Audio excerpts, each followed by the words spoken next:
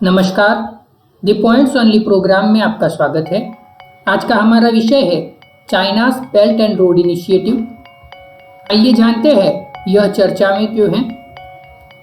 चीन ने रविवार को स्वीकार किया कि कोरोना वायरस महामारी की वजह से उसके बहु अरब डॉलर के बेल्ट एंड रोड इनिशिएटिव यानी कि BRI प्रभावित हुआ है, परंतु चीन का मानना है कि यह प्रभाव अस्थायी और सीमित है। चीन के विदेश मंत्री वांग यी ने कहा कि कुल मिलाकर दीर्घकालीन दृष्टिकोण से कोरोना वायरस BRI सहयोग और नई संभावनाओं को खोलने और मजबूत बनाने का काम करेंगे। आइए जानते हैं BRI क्या है इसके बारे में। बेल्ट एंड रोड इनिशिएटिव की घोषणा चीन द्वारा 2013 में हुई थी। BRI पहल एक ऐसी पहल है जिसमें स्थल और समुद्र दोनों में सिल्क रोड की पट्टियां होगी।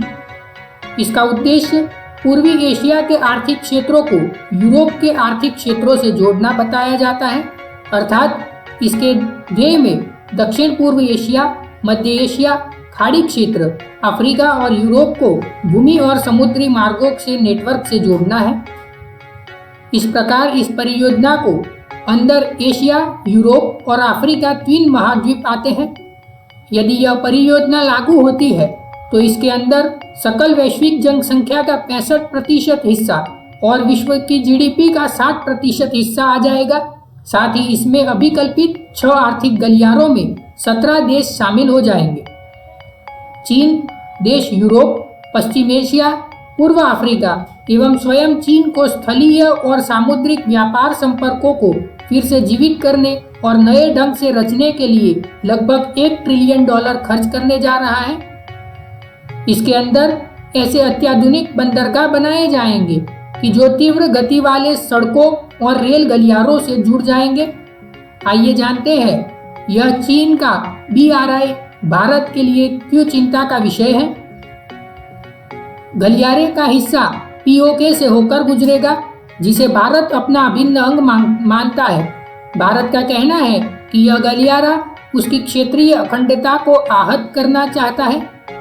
इस परियोजना के कारण हिंद महासागर में चीन का दबदबा बढ़ सकता है, जिससे भारतीय हितों को क्षति पहुंच सकती है। BRI परियोजना के चलते कई देश गहरे कर्ज में डूब रहे हैं, जिनको नहीं चुका पाने के कारण इन देशों की संप्रभुता पर आंच आ सकती है। इस परियोजना में चीन अपने कौशल अथवा तकनीक को हस्तांतरित नहीं कर रहा है। अंततोगत्व उन देशों को कोई लाभ नहीं होगा जहां उसका काम चल रहा है।